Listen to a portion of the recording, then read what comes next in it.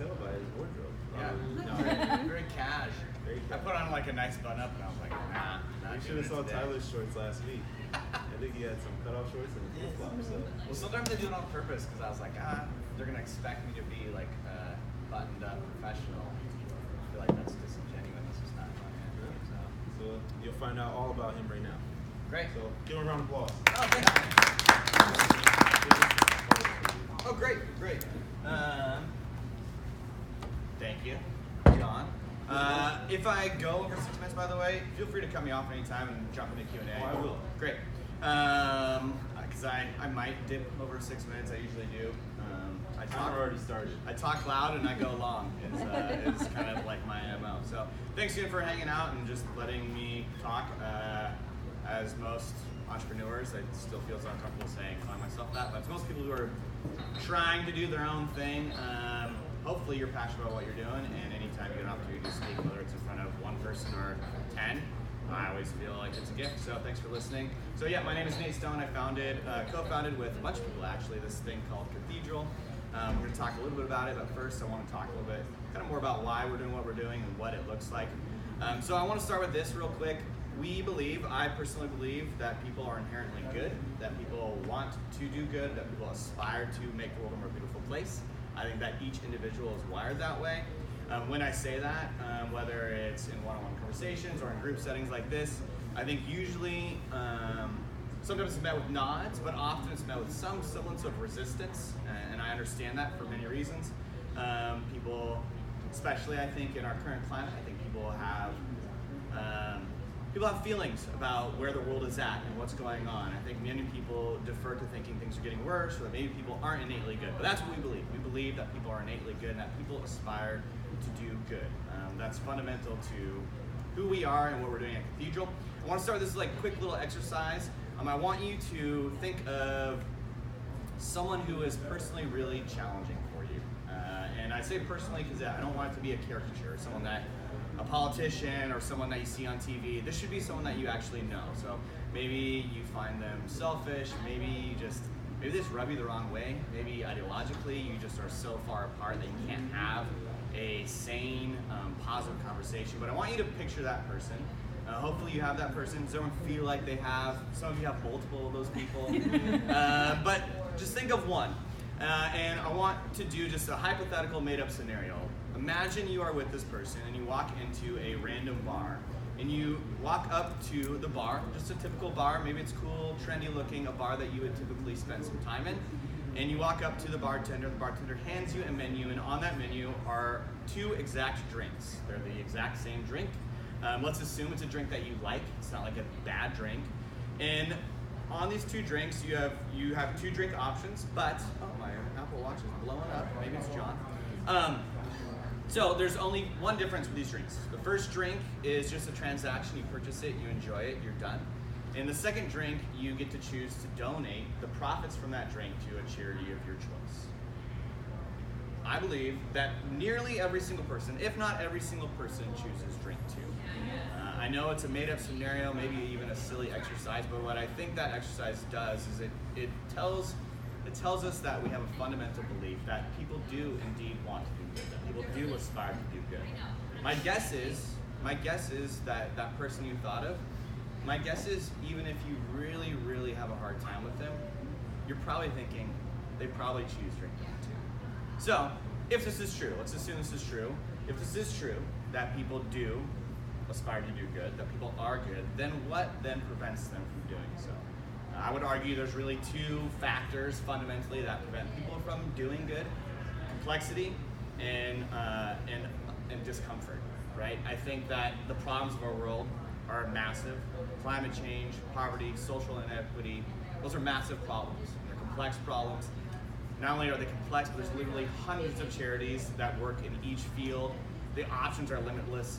It feels like paralysis by analysis anytime you pursue it. So I think people don't do good often because it's complex.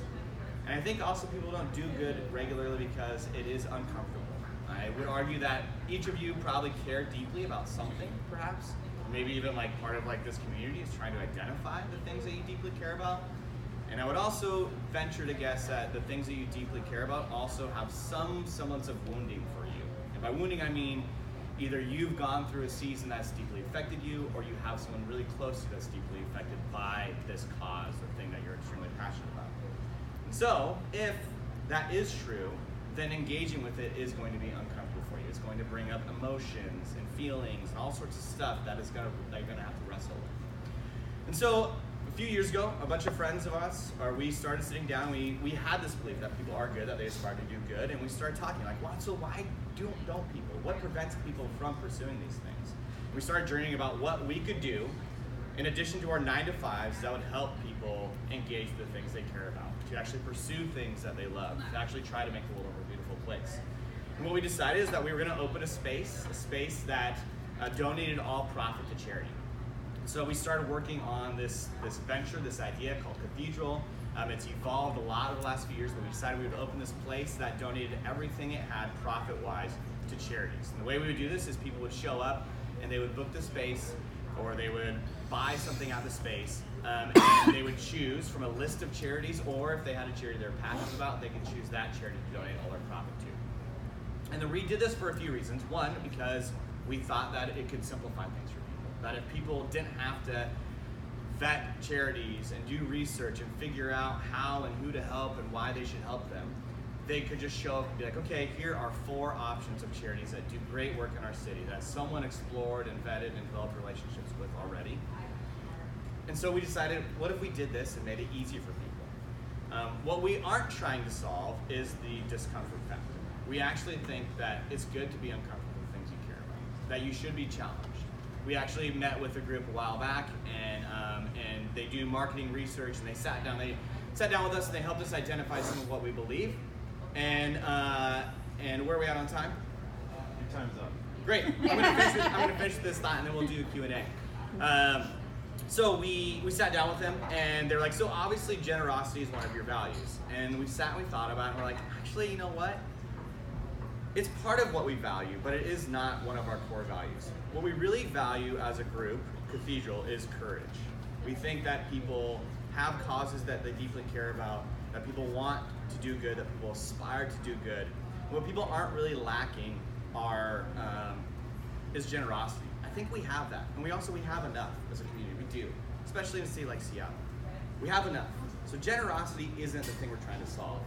What we're trying to help people do is we're trying to give people courage to pursue the things that they really care about. So when you book an event at Cathedral, what we're asking you to really do is engage with the things you really care about. So when you book an event, you say, hey, we're throwing a party June 2nd. We're going to ask you, okay, which charity do you want to donate to? It's a simple question that asks something deeply. So what is it that you actually care about in your life? And when we ask that question, we require people to engage with it. And what we're seeing is some really cool conversations, results, tears, etc., as we help people just engage with that. Okay, that could be good for a little 6-minute, 8-minute. Do you want to go through your Sure, photos? yeah, I'd love to. Which button am I going to touch here? This one? This one, okay. So here's the space. We are on Ballard Avenue. We just moved in end of February. It is a 4,000 square foot space on Ballard Ave. It looks a little bit different now because we've done some things. This was at our launch party, which we had at the end of March. We had a great turnout. That's where John and I met, actually. John was up here on the top drinking a Manhattan, right? I was at the bar the whole time. Yeah. Gin and tonic. That's it. Oh, no! Go back. All right. Thanks, Nate. Yeah. So let's open it up for Q&A. Okay. You said you asked people to engage with that. What does that mean beyond just picking the charity? So we don't feel like we need to control that, and so we just start the conversation. So sometimes, so far, we have to hound people to figure out their charity. Full transparency. Be like, hey, Really? you forgot to tell us what charity you wanted. But I think that's the exception. What we're finding is people taking their own authority over what they want to do. So for example, on Thursday we'll be hosting a memorial service for and we do everything from already we've done everything from wedding receptions to company parties to offsites to memorial services. We're doing literally everything. And when we ask this question, It was a sudden death. It wasn't expected. We asked, what was it? Was there something that this person deeply cared about? And without sharing too much information, that started a long conversation of, yes, in fact, they deeply cared about this. And in fact, now that you mentioned that, we would like to incorporate that into the service. And do you guys have ways that people can donate in addition to just the profit? And it started really this ongoing conversation. I don't want to share too much because it is a private, sensitive thing. But what we're seeing thematically is everything from great, low tier, perfect, we booked an event, and just by booking an event, it's going to create some money and income for charity, to how can we pursue this to its extreme. And what we feel is full freedom to tell people to engage as they want while encouraging them along the way. Does that make sense? Yeah, it does. I was just curious as to how far that went, because when you talked about, sorry, don't mean to dominate the conversation, when you talked about people being uncomfortable, I was thinking, well, why would you be uncomfortable? You're just booking a space at a great event, and oh, by the way, it goes to this too. But if you're asking people to engage and do more, maybe that's where the uncomfortable, maybe that's Yes. where the friction comes in. Yeah. Okay. And we're not, and again, but it's by no means a requirement. What I think we're finding anecdotally is that when you ask that question, you give people opportunity to share and then have ways to engage with the things they really care about. I think people often opt into pursuing it further. Yeah. But again, we're saying, hey, I want to be the cheerleader, but also I want to be, if people are like, yep, this is the charity, boom, they're like, great, book another event, see you later, and give people full freedom to pursue it at their own comfortability. Hey, what does a party cost? Do you guys host all the alcohol?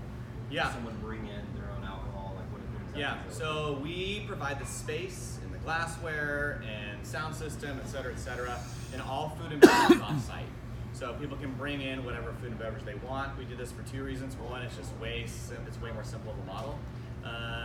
If you don't have to deal with the LCB, like the control board in Washington State, it's a good idea to not try to, because there's just a lot. There's a lot that goes into it. So what we do is people throw a party, they get a banquet permit, which is $10, and they can bring in really anything they want. So we've had everything already from bringing in a keg and pizza to plated dinners for pop-up dinners.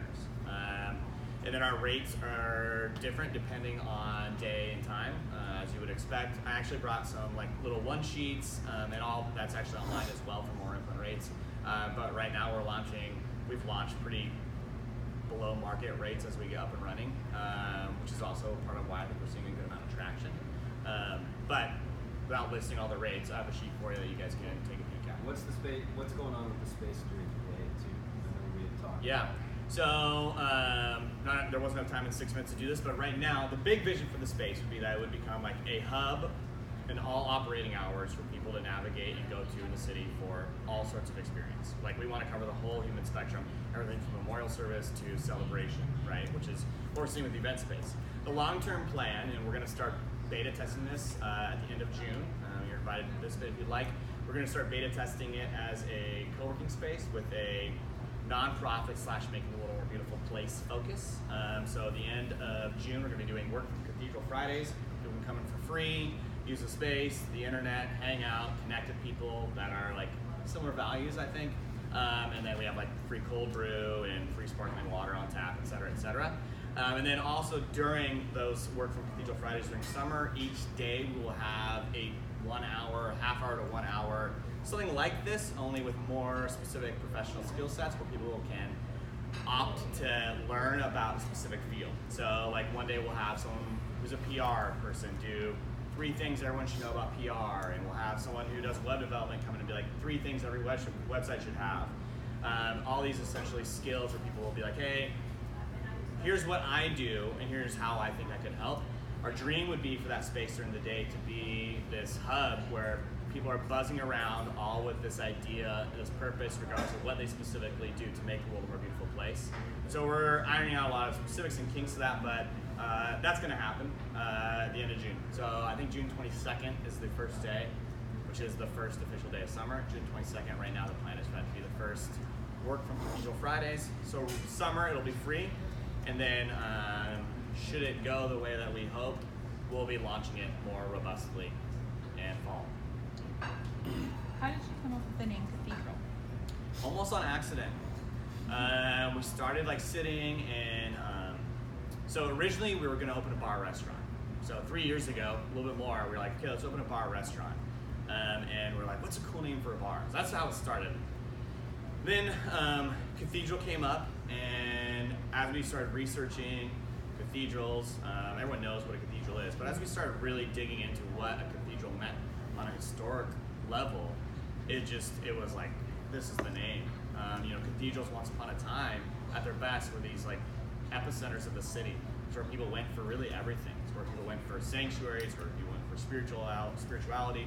It's where people went for politics, where people went to socialize. It's where the markets were. They really were for thousands of years. This is where people went to do everything.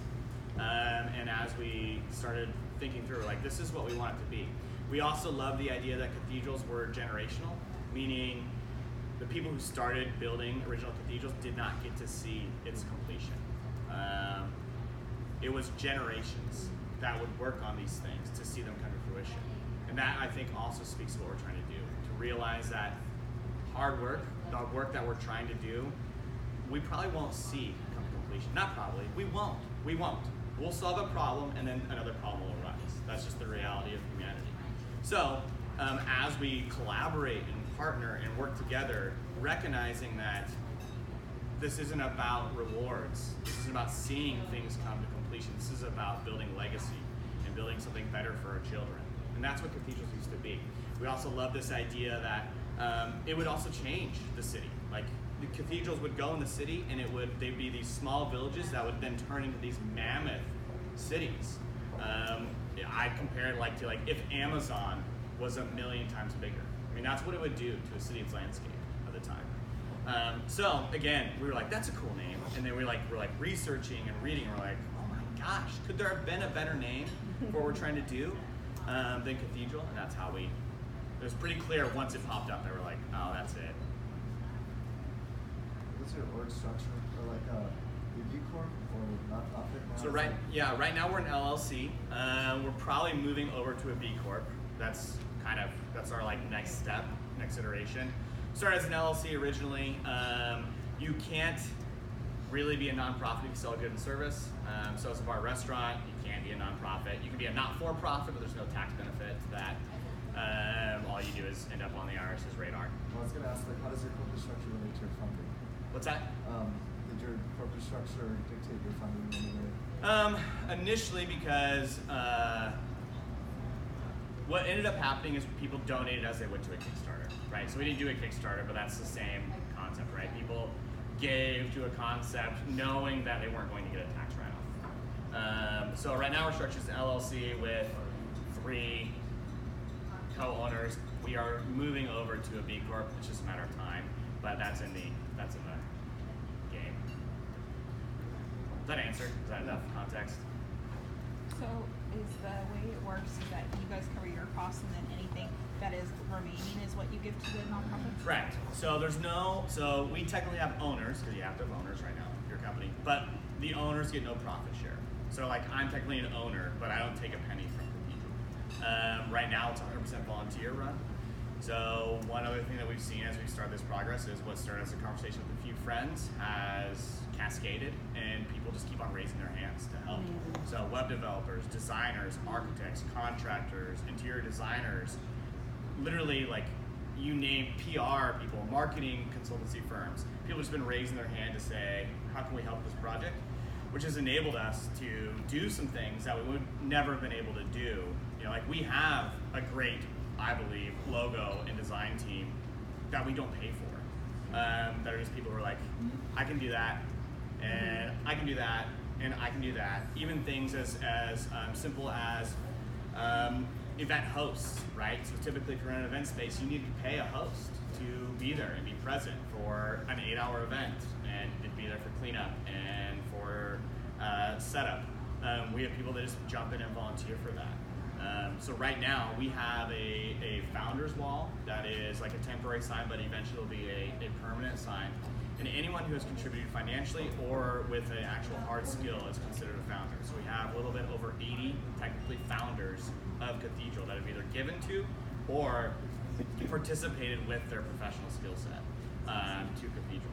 So right now, that's how it works, yes. That's more than you asked for, but I think it is helpful context. So right now, yes, theoretically, and we tell charities, by the way, when we work with this, because we might not be profitable year one.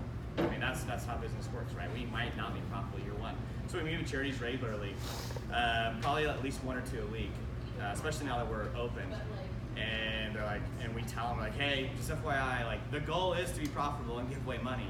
We might not be there year one. And what's interesting is that almost across the board, charities are more intrigued about being in the conversation than they are about the financial payoff. Because yes, charities need funding. It costs money to do things. But what they seem to what they seem to thematically get more intrigued and excited about is just, being part of it. They're raising their hand in different ways too. Being like, how can we tell our people to book events here? And how can we have events here? Like we've had multiple nonprofits rent the space already for their events. Teach for America, which is a nonprofit. It's kind of like Peace Corps is my best example. People sign up for a couple of years and go teach in vulnerable cities, vulnerable areas. They've had 2 events there already. So what we're seeing thematically is people get less excited about the potential financial payoff and more excited about just being in a room with a bunch of people that are on the same page. Nate, what's your day job?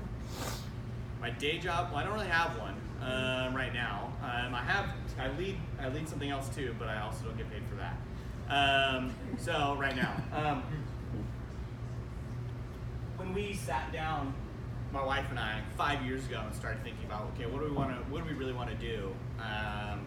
We landed on something really similar to what we're at right now, and so we just started planning. And so, like, we live in Green Lake, and we've been living in the top of our house for 4 years. We've just been renting the basement, and saving, and being intentional. And so we made it possible that we could take this risk. Not forever. Like eventually I'll have to get a day job because things cost money. But right now I lead Cathedral, and then I lead this thing. I don't know if it makes sense to bring up this context, but I'm going to anyway. I lead this other thing called Bar Church, which is a piece of the equation too. Bar Church is what it sounds like. It's a church that meets in a bar. So if I had a trade, my trade would be clergy, I guess. Whatever that means. I love that concept, by the way. I saw that in your website. I was like, that's brilliant. Oh, yeah. Thanks. It's very polarizing. I get that. Church is like this word that is, it means a lot of different things to a lot of different people. I like God, right? So it's this word that people, it's I have a a word. theology minor, and I just... That says a lot of things, but people dump a lot of things in that. And in Seattle specifically, it means a lot of things for people that don't, it brings up, I think, some negative thoughts and feelings for many people. And so, but that's what I do. I lead both those organizations. Eventually we like to get to a point where either we can hire an events coordinator or it's me. Probably long term it won't be me. There are people that are better at navigating an event space than me, frankly. But my day job right now is I work for free. So you don't have a day job. Yeah. Slacker. Yeah, I know. Do you have a setup for like PA or sound in there? Yep, we do. So the space, I think John's trying to wrap up, but the space is actually the old Balmar. Is anyone familiar with the old Balmar Club? Yeah, I bet. Wow. So it used to be a club, and so it still has the whole club PA system. So the sound system is like more robust than any event is going to need. So you can bring in your own DJ, or you can literally plug in your iPhone and play music or whatever you want throughout. We have wireless mics and wired mics and handhelds, and we have all the things that you would need for that. So, I want to give you some feedback on just Cathedral as a whole. Yeah.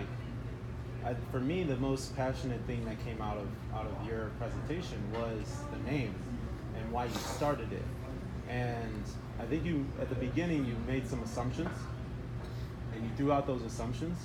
However, I think it's all about what you're doing and why you're doing it, and really explaining that core principle of what Cathedral is and what's going to draw people into your business model, and then obviously the business all comes from that. Yeah. But that's really for me, the most passionate thing out of your presentation was like a cathedral. What does that mean? That foundation, that staple for a city. Yeah. And I believe that that's so needed in every city. And I would love to hear that, like, as a opening principle of who you are and what you're doing. As especially for people that